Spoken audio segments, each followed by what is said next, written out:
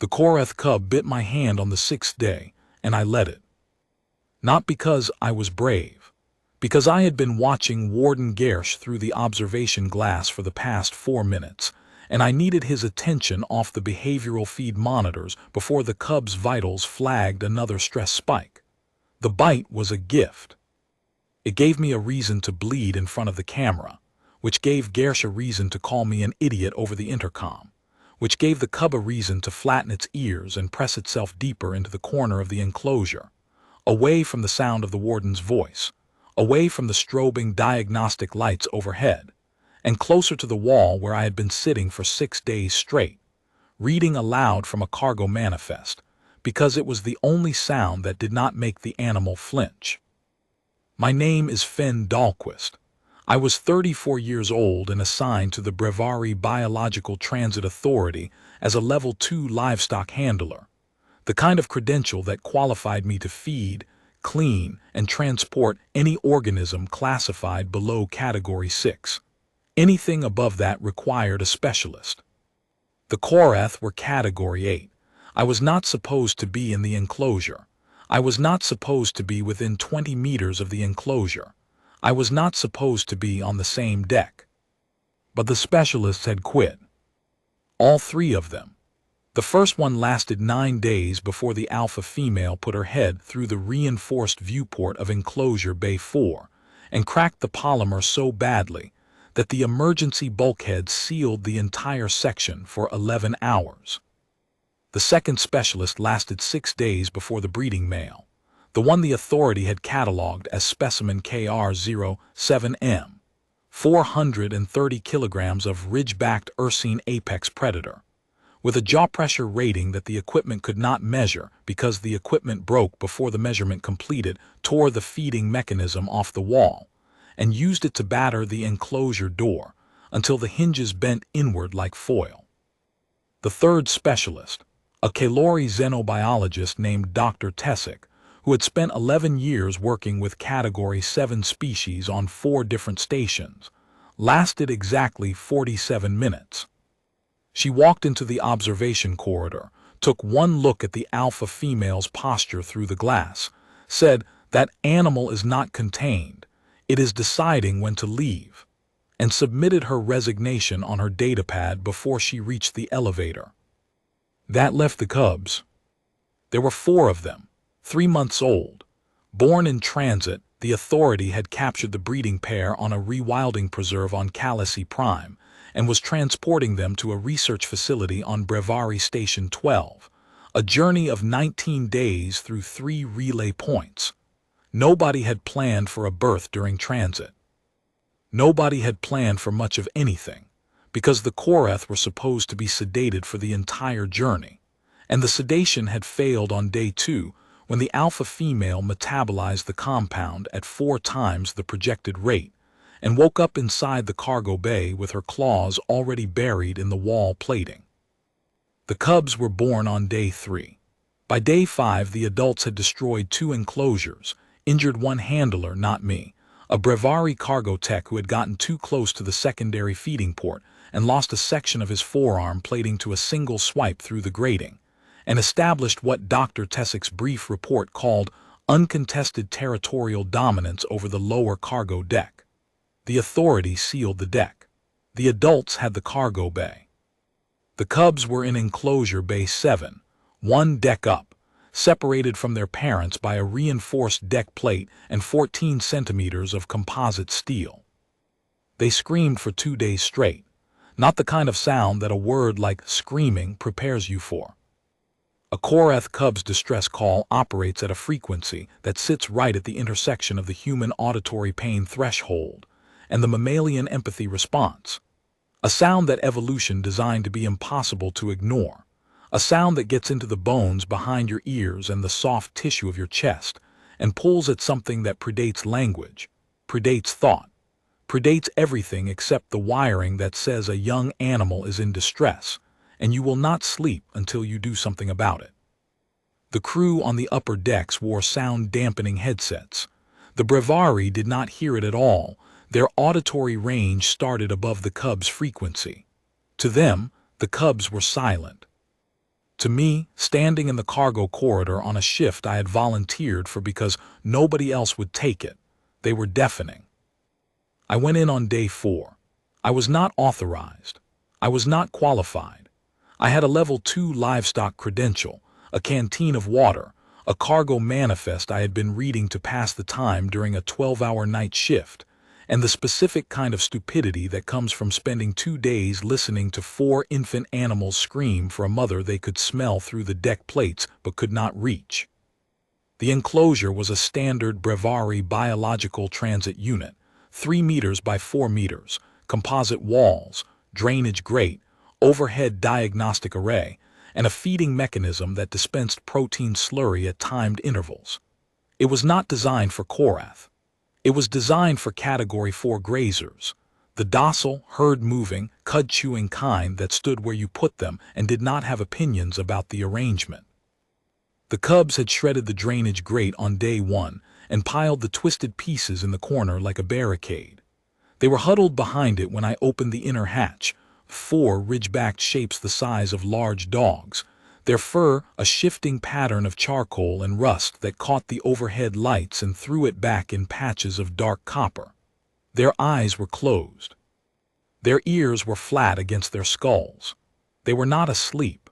They were doing the thing that animals do when they have screamed until their throats are raw and nothing has come, and the screaming has stopped not because the need is gone, but because the energy to express it is. I sat down inside the door. I did not approach. I did not reach for them. I opened the cargo manifest, 112 pages of dry freight listings for agricultural equipment bound for the Venori colony, and I started reading, out loud.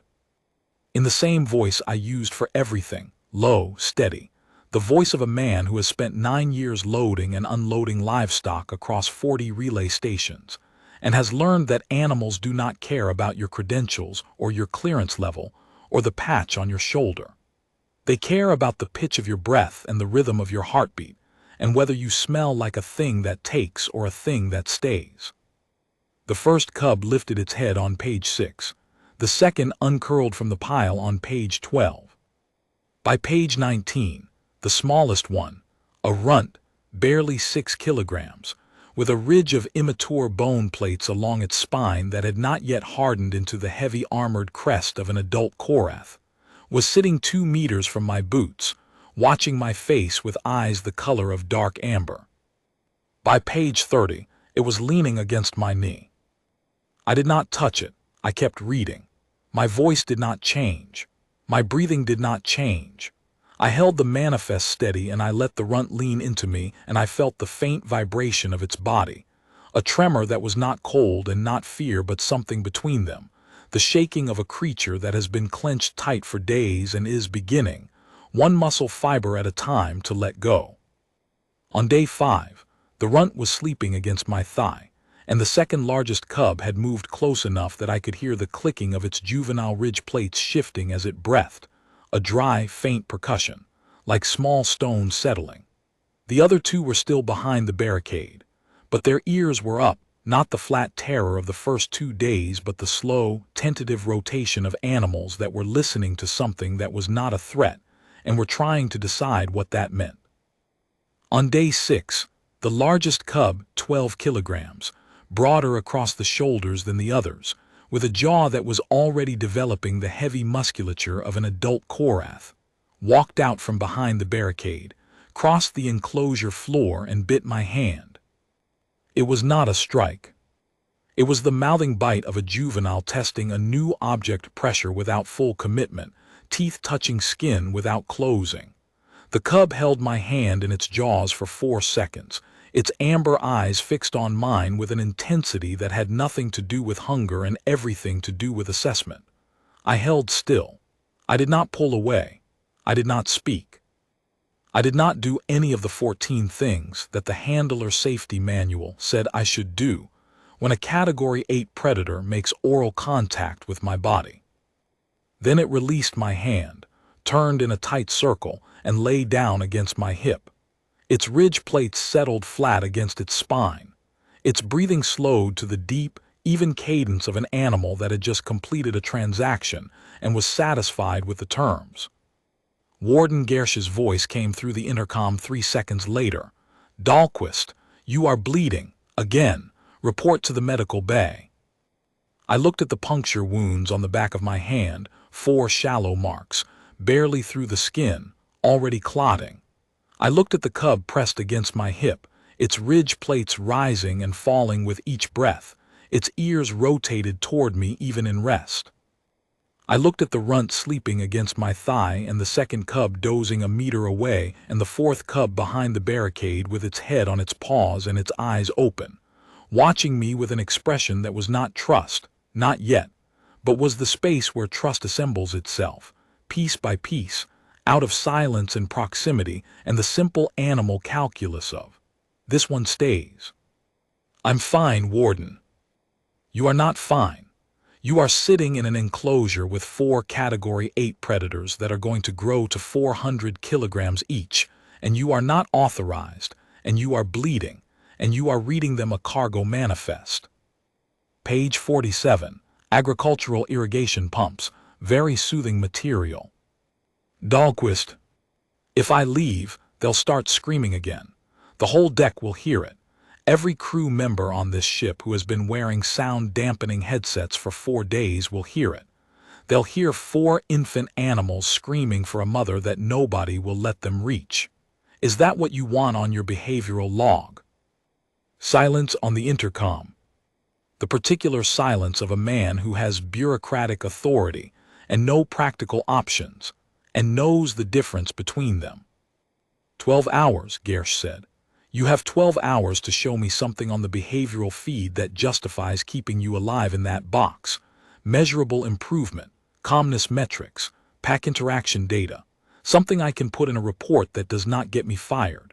If those animals are not measurably better by the end of the window, I am calling the authorities' containment team and having the cubs sedated for the rest of the transit. 12 hours, Dahlquist. Starting now." 12 hours. I knew what sedation meant for Korrath cubs. The authorities' sedation protocol for Category 8 juveniles was designed for adult physiology, the same compound that the alpha female had metabolized in 48 hours. Applied to a 3-month-old cub weighing between 6 and 12 kilograms, it would suppress neural activity to a level that the veterinary literature described as metabolic dormancy. The cubs would stop screaming. They would also stop eating, stop moving, stop developing the neural pathways that juvenile Korrath needed to build during the first 6 months of life to form the social bonds and territorial imprinting that defined their adult behavior. The literature was clinical about the outcomes. Cubs sedated during the critical socialization window emerged with permanent behavioral deficits. They did not bond. They did not integrate into pack structures. They became solitary, aggressive, and, the literature's word, used without irony or apology, irretrievable. The runt shifted against my thigh. Its small claws barely formed. More nub than blade needed at the fabric of my cargo pants the way a kitten needs a blanket. A motion so mundane and so universally mammalian that it should not have been possible from a creature whose adult form could tear through composite steel with its jaw alone. The clicking of its ridge plates was rhythmic now, synchronized with its breathing. A sound that I had learned over the past 3 days was the Korrath equivalent of a purr. Not a vocalization, but a structural resonance. The immature bone plates vibrating against each other at a frequency that I felt in my leg more than I heard with my ears. I turned to page 48, drip feed calibration specifications for arid climate sorghum fields. I read every dry, technical, beautiful word. In the first hour, I did nothing different. I read. The cubs slept. The runt needed my pants leg and left tiny white scores in the fabric. The diagnostic array overhead recorded 4 cub heart rates that were, for the first time in 6 days, within baseline range. Gersh would see that on the behavioral feed. It was not enough. Baseline heart rate in a sleeping animal proved nothing except that the animal was asleep. I needed evidence of intentional behavioral change, not just rest, but engagement. Not just calm, but the kind of calm that meant the cubs had stopped waiting for rescue and had started settling into a different kind of safety. In the second hour, the largest cub, the one that had bitten me, woke, stretched with the exaggerated arch of a predator loosening its spine, and walked to the feeding mechanism. The protein slurry dispensed on schedule with a wet, mechanical sound. The cub sniffed it, recoiled with its ears flat, and looked at me. I had watched this sequence 4 times a day for 2 days. The cubs were not eating the slurry. The formula was designed for Category 4 herbivores, grain-based, low protein, no fat content. The Korrath were obligate carnivores. Their digestive systems were built for dense animal protein and rendered fat. The cubs were starving on a diet of plant paste, and they knew it, and their bodies knew it. And the only thing the feeding mechanism proved to them 4 times a day was that the ship did not understand what they were. I keyed the intercom. Gersh, the feeding formula is wrong. They're obligate carnivores. You're dispensing herbivore feed. A pause. The requisition form listed Category 4 nutritional supplement. That's what the system dispensed. The requisition form is wrong. Someone checked the wrong box when they loaded these animals. These cubs need raw protein. High fat, animal derived. If you have anything in the ship's stores, offal, organ meat, rendered fat, bone meal, I need it delivered through the secondary access port in the next 30 minutes. Dahlquist, the nutritional protocols are killing them slowly. They have been starving for 6 days on feed designed for grass eaters. The runt weighs 6 kilograms. It should weigh 8. If you sedate these animals on empty stomachs with a compound designed for adults that outweigh them by a factor of 40, the smallest one will not survive the dosage. That is not a guess. That is the veterinary math. Another pause. Longer this time. I heard Gersh pull up something on his terminal, the metabolic tables, I hoped, though I would have settled for the liability calculator. Then I'll send what we have. 37 minutes later, a sealed container arrived through the secondary access port with a mechanical clunk that made every cub in the enclosure lift its head.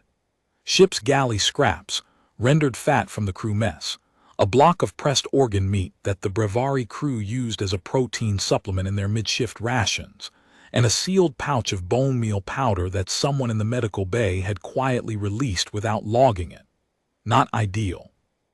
Not even close to the nutrient profile that a juvenile Korrath needed for healthy skeletal and neural development. But it was protein, and it was fat, and it smelled like food, real food, animal food. And when I mixed a fistful of rendered fat with a palmful of bone meal powder and crumbled the organ meat block into rough, thumb-sized chunks and set it on the enclosure floor, every cub in the room responded. The largest cub reached the food first. It inhaled the organ meat in 3 bites, licked the fat and bone meal mixture off the floor with a tongue that was already developing the rough, rasping texture of an adult Korrath's, and looked at me. Not with gratitude. I did not believe a 3-month-old predator understood gratitude. With recognition. With the focused, amber-eyed attention of an animal that was updating its internal map of the world to include a new category. Things that provide. Then the second and third cubs emerged from behind the barricade, both of them together, for the first time in 6 days, and ate.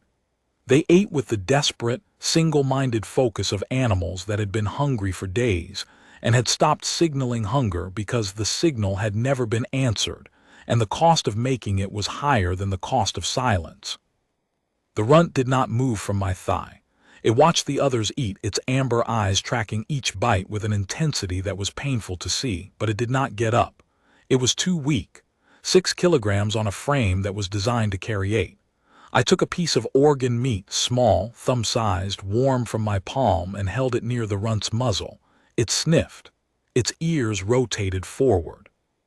Then it took the piece from my fingers with a gentleness that the handler safety manual would have described as inconsistent with Category 8 oral engagement profiles, and ate it slowly, chewing with the careful deliberation of a creature that was learning, in real time, what food tasted like when it came from a hand that did not pull away. I fed the runt 6 pieces, then 12, then every scrap I could spare from my own share of the rations. In the 4th hour I made a mistake. I stood up. Not fast, not sudden, just the slow, stiff uncurling of a man who had been sitting on a composite floor for 12 hours a day for 3 days, and whose back had developed opinions about the arrangement that his spine was no longer willing to suppress. I stood stretched, and took 1 step toward the access port to retrieve the water canteen I had left outside the hatch. The cubs did not panic. They did something that the behavioral database had no entry for and no framework to interpret. They followed me in formation.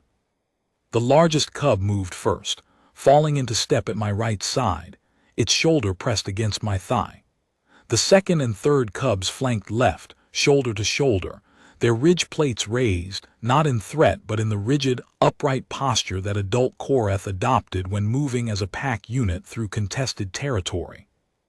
The runt, too small and too weak to maintain pace at a walk, pressed itself against the back of my left calf and matched my stride step for step, its tiny claws clicking on the composite floor with the determination of something that weighed 6 kilograms, and had decided that wherever this particular human was going, it was going too. I stopped. They stopped. I took another step. They took another step. 4 juvenile Category 8 predators, 3 months old, malnourished, terrified, separated from their parents by a deck plate and 14 centimeters of steel, moving in synchronized formation around a human livestock handler who had been reading them a cargo manifest about irrigation pumps. The diagnostic array recorded the entire sequence. Heart rates elevated but synchronized, all 4 cubs within 3 beats per minute of each other. Respiratory patterns matched, ridgeplate alignment, uniform upright, oriented outward from center from me. The behavioral database had a classification for this pattern. It was called pack cohesion transit behavior. It was recorded in adult Korrath moving through hostile territory with their young at the center. The adults surrounded them, ridge plates out, claws ready, eyes scanning outward. The cubs had put me at the center, not at the perimeter, at the center, where the young go, where the thing the pack has decided to protect goes.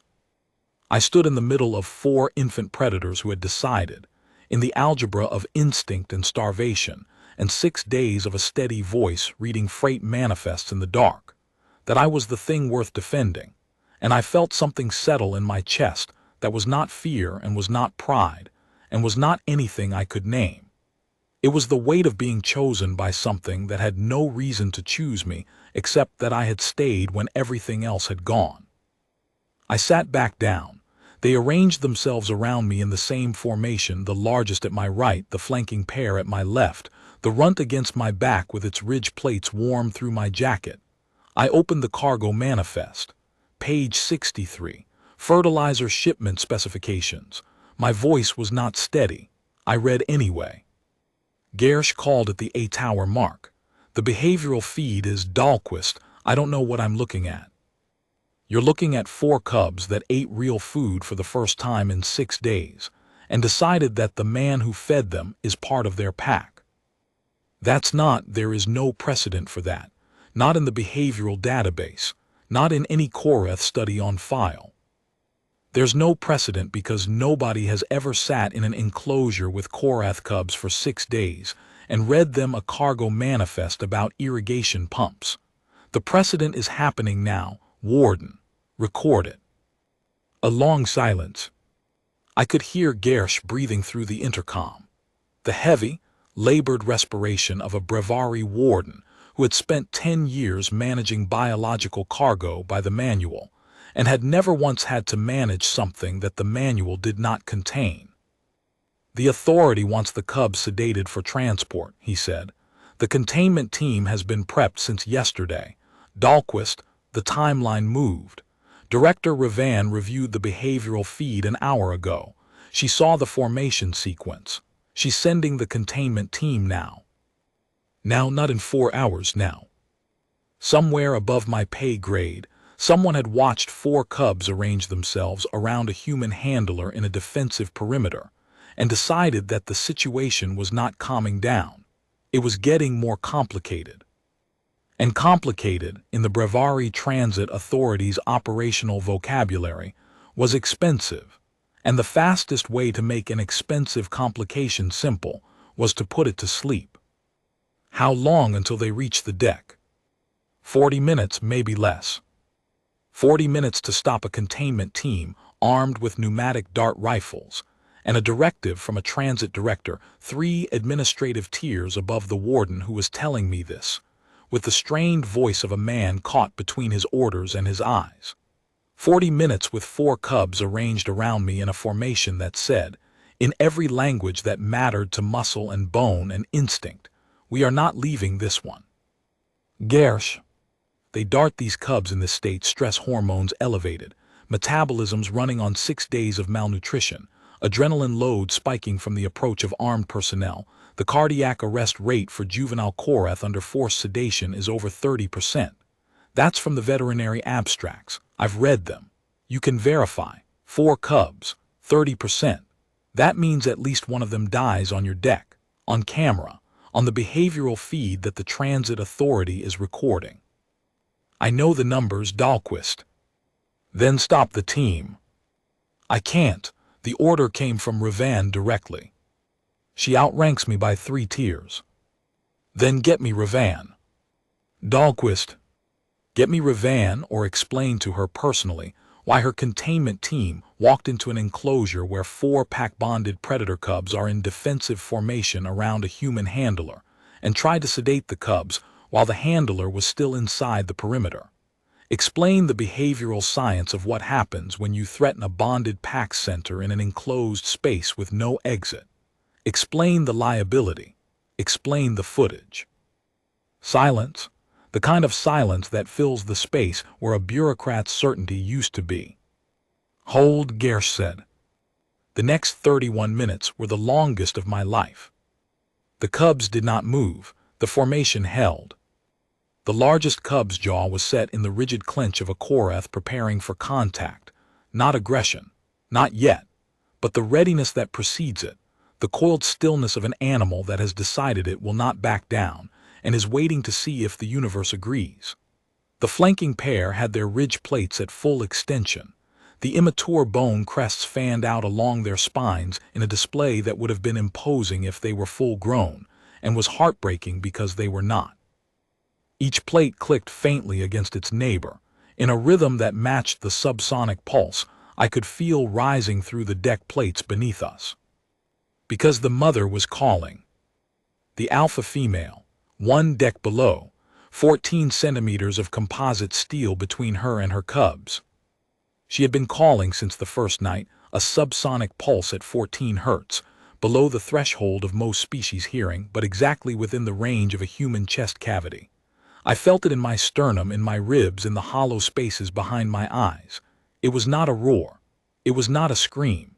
It was a rhythm, steady as a heartbeat, as a drumbeat, as the tide against a shore that does not move.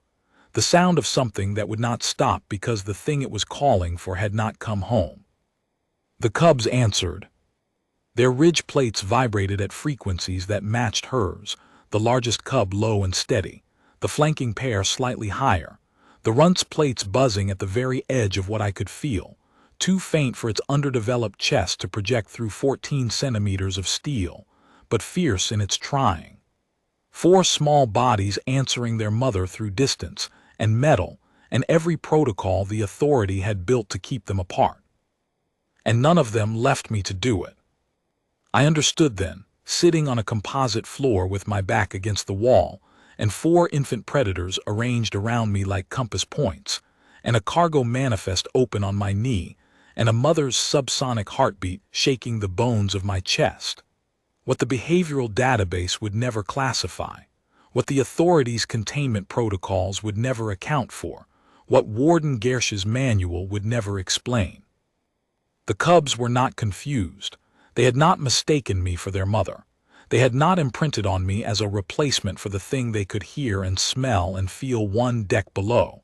They knew exactly where their mother was. They could hear her through the steel. They could track her scent through the ventilation ducts, the hot copper adrenaline of an adult Korrath in territorial defense mode, rising through the circulation system like smoke. And they had decided, in whatever calculus governed the social architecture of a species that had been building packs for 2 million years before the Brevari Authority decided to put them in a shipping container, that the thing sitting at the center of their formation reading about fertilizer was not a substitute for their mother. It was something else, something the pack needed that the mother could not be right now. The one who stays. The boots arrived at minute 31, heavy, synchronized. The footfall of a containment team in full tactical configuration, 4 operators in reinforced exosuits carrying pneumatic dart rifles loaded with sedation, compound calibrated for adult Korrath musculature. I heard them stop outside the enclosure hatch. I heard the hiss of pressurized seals being tested. I heard a voice I did not recognize, clipped, professional, bored in the way that people are bored when they have done a thing many times and have stopped thinking about what the thing means to the creature on the other side of the door. The largest cub rose to its feet. It positioned itself between me and the enclosure door, 12 kilograms squared off and rigid, its juvenile jaw open just enough to show the canines small, still growing, but already curved with the geometry of a mouth designed to hold and not release. The flanking pair moved to my sides, ridge plates out. The runt pressed against my spine so hard that I could feel every ridge plate along its back through 2 layers of clothing, immature plates, fragile, not yet hardened, held rigid by the will of something that weighed less than a large house cat, and intended to stand between me and whatever came through that door, until it could not stand at all. The intercom crackled, a different voice, clipped, female, brevari vowels with the sharp edges of authority. Handler Dahlquist, this is Transit Director Ravan. You are in violation of 6 containment protocols, and your presence in that enclosure constitutes grounds for immediate termination of contract. Explain to me why I should not order the containment team through that door. The cubs were silent around me. The largest one's jaw held steady. The runt's claws were hooked into my jacket so deeply that I could feel the points against my skin. The mother's pulse came up through the floor like a second heartbeat laid over mine. Director Ravan, have you reviewed the behavioral feed from the last 8 hours? A pause, I'm reviewing it now. Then you can see 4 Korrath cubs in synchronized pack cohesion transit formation, around a human handler. Heart rates within 3 beats of each other, respiratory patterns matched, ridge plate alignment oriented outward in protective configuration, the same formation adult Korrath use when guarding their young. I kept my voice level, the same pitch I used for the cargo manifest. These cubs are 3 months old, and they have organized themselves into a defensive perimeter around a handler they have known for 6 days. Your behavioral database has no precedent for this. Your containment manual has no protocol for it. Your sedation compound has no safe dosage for juvenile Korrath in an active pack cohesion stress state. And the smallest cub in this enclosure weighs 6 kilograms and will not survive the injection. Handler Dahlquist, the transit schedule. The transit schedule is 13 days. In 13 days, I can have these cubs eating solid food on a proper carnivore diet, maintaining baseline stress levels, and socialized enough to survive integration at the research facility without chemical intervention. If your containment team sedates them now, you deliver 4 metabolically dormant animals with permanent behavioral deficits to a facility that will classify them as irretrievable before the first assessment is complete. Your transit schedule saves 13 days. It costs the only viable Korrath juvenile population the Authority has ever had in custody. Silence on the intercom. Long enough for the containment team's boots to creak against the corridor plating outside the hatch. Long enough for the largest cub to track the sound with both ears and tighten its jaw another fraction. 13 days, Ravan said. Full behavioral reports every 6 hours. Feeding protocol adjusted to carnivore-appropriate nutrition per your specifications. I'll authorize the galley requisition. If any cub shows predatory aggression toward crew, toward you, or toward any ship system, the containment team deploys immediately. Non-negotiable. Understood. And Dahlquist, if one of those animals kills you, I will be filing the incident under handler negligence, self-inflicted. You are doing this entirely at your own risk. Yes, ma'am. I have been doing this at my own risk since day 4. It seems to be working. The boots retreated down the corridor. The pressurized seal on the outer hatch hissed and locked. I exhaled. My hands were shaking. I pressed them flat against the cargo manifest and held them there until the tremor passed. The largest cub's jaw unclenched with an audible click of juvenile bone. The flanking pair's ridge plates settled against their spines with a sound like cards being shuffled. The runt's claws released from my jacket, leaving 4 small holes in the fabric that I never repaired because they were the only decoration I needed. The mother's pulse continued through the deck plates, steady, patient, waiting. I turned to page 71, see drill maintenance intervals. The most boring sentence in 112 pages of boring sentences. I read it like it was the only thing in the universe worth saying, because right then, surrounded by 4 small animals that had chosen me over silence and sedation, and the empty dark, it was. The next 13 days were a kind of work that no credential prepares you for, and no report captures. I slept in the enclosure. I ate in the enclosure. I washed during 20-minute windows when the cubs were in deep rest, and the diagnostic array confirmed all 4 heart rates below 60 beats per minute. I filed behavioral reports every 6 hours, dry, clinical documents that described feeding patterns, socialization milestones, pack cohesion metrics, and ridge plate development rates in the precise, measured language that Gersh and Revan demanded. Numbers, percentages, calibrated observations stripped of everything that made them matter. Day 7 brought the first real test. The ship transited a relay point at 300, and the drive harmonics shifted, a deep, shuddering vibration that ran through every deck plate and bulkhead like the bones of the ship itself were being wrung. The cubs woke simultaneously. The largest cub was on its feet before I registered the sound, its jaw clenched, its eyes scanning the enclosure walls for the source of the tremor. The flanking pair pressed shoulder to shoulder and backed toward me. The runt, still the weakest, simply climbed into my lap and buried its head against my stomach and held still. I did not move. I kept my breathing slow.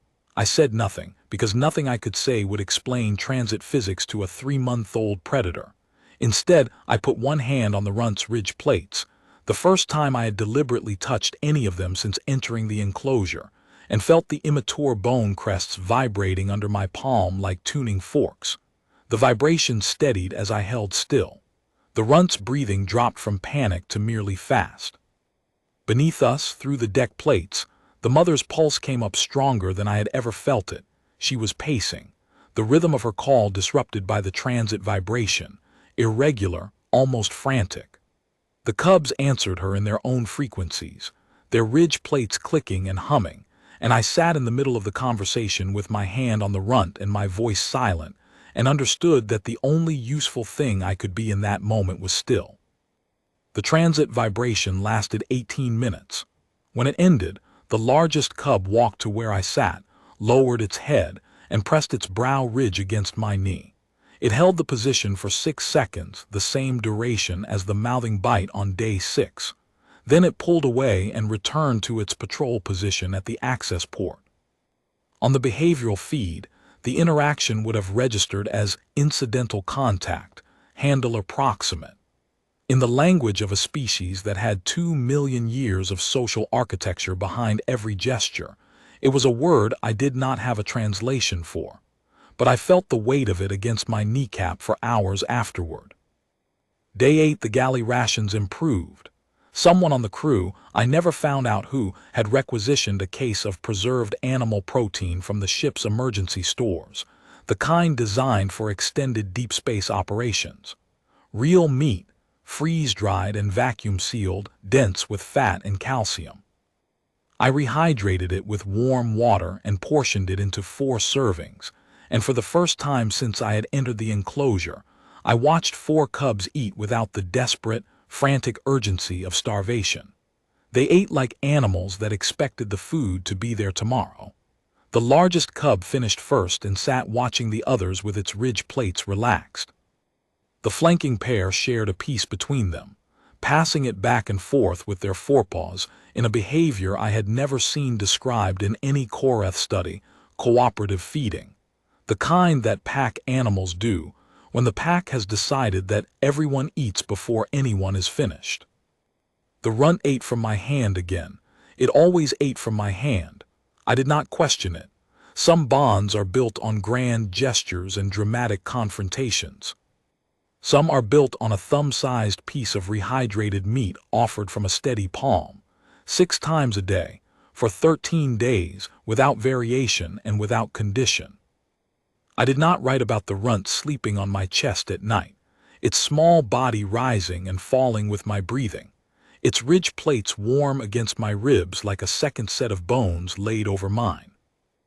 I did not write about the largest cub learning to fetch a bolt I tossed across the floor, carrying it back in its jaws, and dropping it at my feet with a solemnity that made something behind my sternum ache, then sitting back and waiting with its ears forward and its tail sweeping the floor once, twice, 3 times, in the closest thing to joy I had ever seen from a Korrath.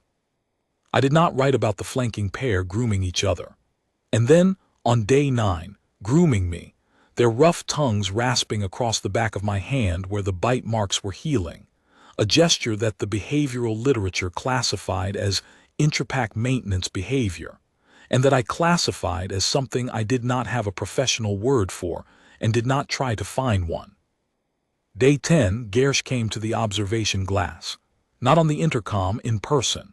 I saw him standing in the corridor, his data tablet held loosely at his side instead of thrust forward like a shield, his crestridge at half height. He watched for 40 minutes without speaking. The cubs were arranged in their formation around me, the largest at the access port, the flanking pair on either side, the runt in my lap. I was reading page 89, Soil Compaction Guidelines for Heavy Equipment Transit Lanes. After 40 minutes, Gersh keyed the corridor intercom. His voice was different from every other time I had heard it, stripped of the administrative cadence, the managerial distance. Dahlquist. Warden. My colleague at the Kalori Institute sent a follow-up analysis. She's calling the formation behavior a new classificatory category. She wants to coin a term for it. He paused. She's calling it still-ground bonding. The handler becomes the ground the pack stands on, not a parent, not an alpha, the ground. I looked at the largest cub. It was watching Gersh through the glass with steady amber eyes and relaxed ridge plates, not threatened, not defensive. Assessing. The way you assess someone who has been outside your territory for a long time and has finally come close enough to see properly. Tell her she can call it whatever she wants, I said, as long as nobody puts these 4 in separate cages. Gersh's crest did something complicated. Then he nodded once and walked away. I wrote about metrics. The authority wanted metrics. Rivan wanted metrics. Weight gain. The runt went from 6 kilograms to 7.4 in 9 days. Feeding response. Voluntary approach to food within 30 seconds of presentation, down from 4 minutes on day 1. Stress indicators. Baseline across all 4 subjects. Pack cohesion. Maintained, all 4 cubs within 2 meters of the handler at all times. Formation behavior consistent and spontaneous. What I did not write, because there was no field for it on any form the authority had ever designed, was that by day 11 the cubs had stopped treating me as the center of a defensive formation and had started treating me as a member of the pack. The difference was subtle but absolute. In a defensive formation, the protected element is passive. It is carried, shielded, moved. In a pack, every member has a role. The largest cub took point when I walked across the enclosure, checking corners, sniffing the air at the access port, positioning itself between the door and the group before the group moved. The flanking pair covered the sides, their ears rotating in opposite directions like paired receivers scanning for threat. The runt gaining weight daily, growing stronger. Its ridge plates hardening at the edges, stayed at my heels and watched behind us. Its small head swiveling at every sound from the corridor, with the serious, unwavering attention of a sentry who considered the job personal. They were not guarding me. They were patrolling with me. The distinction would have meant nothing to the authorities' regulatory framework. It meant everything to the animals, and it meant everything to me. On day 12, something happened that I almost did not include in the behavioral report. Almost. I was standing at the access port, receiving the evening ration container, when my hand slipped on the latch and I caught my finger in the mechanism. The pain was sharp, a pinch, nothing serious, the kind of minor injury that 9 years of cargo work had made unremarkable. I hissed through my teeth and pulled my hand back and shook it. The response was immediate. The largest cub crossed the enclosure floor in 2 strides, positioned itself at my feet, and looked up at my hand with its ears forward and its jaw slightly open, not in threat but in inspection, the focused attention of a creature that had heard a pain sound from its pack member and needed to assess. The flanking pair flanked me right and left, ridge plates up, oriented toward the access port, toward the thing that had hurt me. The runt, who had been sleeping in the corner, was suddenly at my calf, its small body pressed against my leg, its ridge plates buzzing at a frequency I could feel through my boot. They held the formation for 30 seconds, until I flexed my fingers and said quietly, "It's fine, just a pinch." The largest cub sniffed my hand. Then it turned away. The flanking pair's ridge plates settled. The runt went back to its sleeping corner but did not close its eyes for another 10 minutes. I included the incident in the report. Gersh flagged it. Ravan read it. Neither of them said anything, but the next morning's ration container had a proper latch mechanism installed, the kind with a safety guard, and a note taped to the lid in Gersh's handwriting that said, "Try not to break anything else. They have enough to worry about." On day 14, 2 days from arrival at Brevari Station 12, the authority transmitted a new directive to the ship's comm system. The cubs were to be transferred to the research facility's juvenile holding wing upon docking. The holding wing was a sterile environment, individual enclosures, automated feeding, no handler contact. The cubs would be separated from each other, and from every living thing they had learned to trust, and studied in isolation for a behavioral baseline assessment lasting 60 days. I read the directive 3 times. I set it down on the enclosure floor. The runt was sleeping in my lap, its ridge plates warm against my forearm, its small heart beating at 72 beats per minute, the resting heart rate of a healthy Korrath cub that had gained weight and learned to eat and learned to walk in formation, and learned that not everything in the universe was a thing that screamed and hurt and did not come when you called. I keyed the intercom. "Gersh, I need to talk to Ravan." About the transfer directive. About the fact that isolating these cubs for 60 days will undo every behavioral milestone I've built in the last 2 weeks and produce exactly the irretrievable outcome I warned her about 13 days ago. Gersh was quiet for a moment. "Then she's expecting your call. She's been watching the feed." Ravan was brisk. "Handler Dahlquist, the transfer protocol is standard. The research team at Station 12 has never had Korrath cubs that walk in pack formation around a human handler. They don't know what they have. They're applying a template designed for solitary specimens to animals that have built a social structure the database says shouldn't exist. The template will destroy the data, and the isolation will destroy the cubs." "What are you proposing, Dahlquist?" I had not planned this. I had not thought past the next feeding, the next report, the next page of the manifest. But the runt was in my lap, and the largest cub was watching me from the corner with its head tilted, and its ears forward. The posture it used when it was waiting for me to do the thing I was supposed to do, whatever that thing was, because it had decided weeks ago that I knew and it trusted the decision. And I was 19 days into something that no manual had covered and no career track had anticipated, and I said the only thing I could think of that was true. Let me go with them. Assign me to the facility as their handler. I'll file every report your research team wants. I'll cooperate with every study, every scan, every observation protocol. I'll wear a biometric monitor if they need one. I'll be a data point. But the cubs stay together. They stay in the same enclosure. And they stay with me. That's the condition.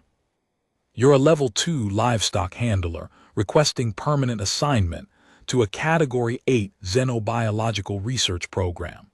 The facility requires Category 8 certification for any form of handler contact. The last 3 people with Category 8 certification left the ship inside of 10 days. One walked, one ran, one resigned in writing before her first hour was up. I've been in the enclosure for 15 days. I have the behavioral data, the formation sequence, the pack cohesion metrics, the cooperative feeding behavior, the ridge plate synchronization, the injury response incident from day 12. Every piece of it is on the feed. Every piece of it is unprecedented. Certify me on the basis of what's on the record or don't certify me at all. But those cubs stay together, and they stay with someone they trust. Because right now, Director, the only organism in the authority's entire system that these animals trust is a livestock handler who reads them a cargo manifest about irrigation pumps. And if you take that away from them, you will get back exactly what you started with: 4 screaming cubs that will not eat and will not sleep and will not bond and will cost more in sedation, compound, and veterinary intervention in 60 days than my entire salary for the next 3 years. Revan was silent for 11 seconds. I counted them against the runt's heartbeat, ticking steady and sure against my arm. 72 beats per minute. The heart of something that was not afraid. I'll speak to the facility director, she said.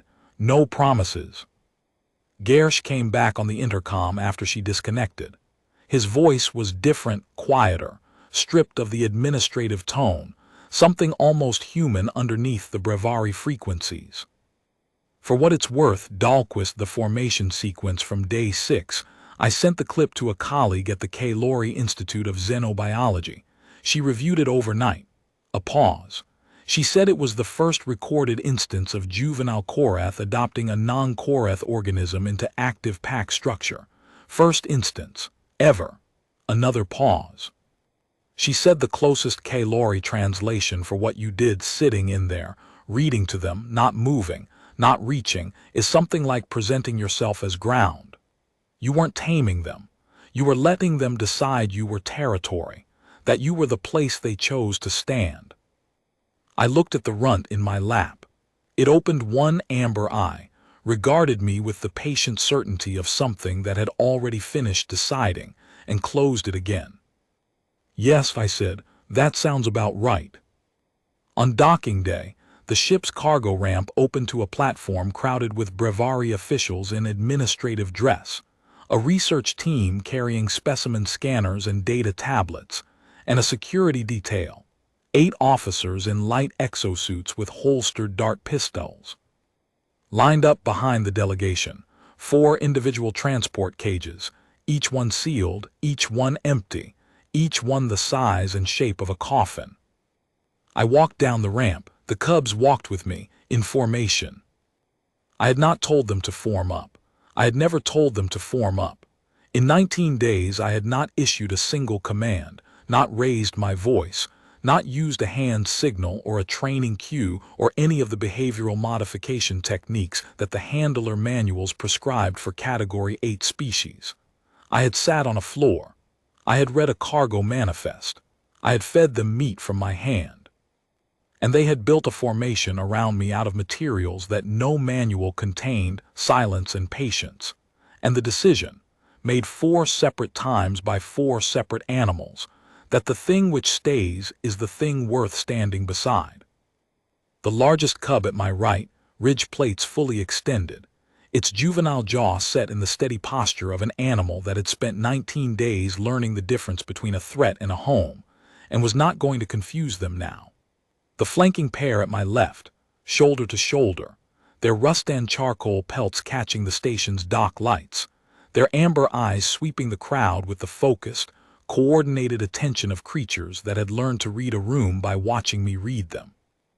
The runt at my heels, 7.4 kilograms now, its ridge plates hardening at the edges, its small claws clicking on the metal ramp with a precision that sounded, to every being on that platform, like the footsteps of something that had already decided where it belonged and was done being told otherwise. The security detail's hands went to their holsters. The research staff stepped back. The officials froze, 20 beings in formal attire, data tablets and insignia, and the practiced composure of careers built on managing things that behaved according to specification. Every one of them watching a human cargo handler walk down a ramp with 4 Category 8 apex predators, arranged around him, in a formation that their specifications said could not exist. I stopped at the bottom of the ramp. The cubs stopped. The largest sat. The flanking pair sat. The runt sat between my boots, leaned against my ankle and yawned, its small jaw opening wide enough to show every milk tooth, the tiny canine still blunt, the ridge plates along its muzzle flexing with emotion. It was the least threatening gesture an apex predator had ever made on a breviary docking platform. It was also the most absolute. An animal that yawns in the presence of 20 strangers and an armed security detail is an animal that has decided, with the finality that only the very young possess, that the thing it is leaning against will not let anything happen to it. Rivan was at the front of the delegation. Her crestridge was fully raised, not anger, not alarm. The involuntary posture of a breviary who was seeing, for the first time, the distance between a database entry and the living thing the entry was supposed to describe. "Handler Dahlquist," she said. Her voice was controlled, but her crest was not. "The individual containment units are prepared." I looked at the cages. I looked at the cubs. The runt pressed harder against my ankle. "We won't be needing them." A murmur rippled through the delegation. A research staffer's tablet slipped from her hands and clattered on the platform. Nobody picked it up. The security detail's hands hovered, uncertain, between their holsters and their sides. "The facility director has reviewed the behavioral feed data in full," Rivan said, after a pause that lasted long enough for 3 officers to slowly, carefully take their hands away from their weapons. "She has approved a modified intake protocol, group housing, handler-integrated observation. You will be assigned as the primary behavioral contact for the duration of the study." She straightened her crest with visible effort. "Category 8 provisional certification, effective immediately." The security detail stood down. The research staff moved forward, slowly, carefully, the way you move around something your training calls dangerous, and your eyes tell you is something else entirely. The officials began tapping on their data tablets, the bureaucratic machinery spinning up to process a reality that none of their regulatory forms had a field for. Gersh appeared at the top of the ramp. He was holding a data tablet. He looked at the formation, at the cubs, at the frozen delegation, at the runt leaning against my boot with its eyes half closed. His crestridge flattened completely, then rose again with the slow tremor of an emotion too large for a single posture to contain. "Dahlquist." I turned. He held up the tablet. On the screen, a single line from the Kalori Institute's formal reclassification advisory. Handler designation upgraded from external behavioral stimulus to integrated pack element. Behavioral precedent, none. Recommended study duration, indefinite. "Congratulations," he said. His voice had the roughness of a man saying something that his training had never prepared him to say. "You have been indefinitely assigned." I looked at the runt. It had closed its eyes, its small body warm against my boot, its heart ticking at 72 beats per minute. The largest cub had not moved from my right. The flanking pair had not moved from my left. The formation held not because anyone had ordered it, not because any protocol demanded it, but because 4 small animals had built it out of silence and proximity, and the simple, ancient decision that the thing which stays is the thing worth standing around.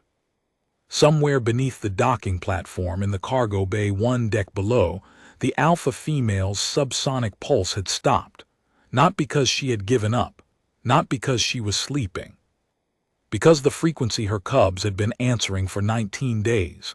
The steady, patient, 14 Hz call that said I am here, I am here, I am here, had been answered, finally, by something she could hear in the synchronized click of their ridge plates and the steadiness of their heartbeats, and the simple, irreducible fact that her cubs were no longer afraid. I never finished the cargo manifest. I got to page 72. See drill torque specifications for the Nori-grade alluvial soil. The most useless information in 112 pages of useless information, and the sound that 4 Korrath cubs had decided meant safety. I opened it anyway. The runt's ears rotated toward the rustle of the pages. The largest cub's tail swept the platform once. I started reading.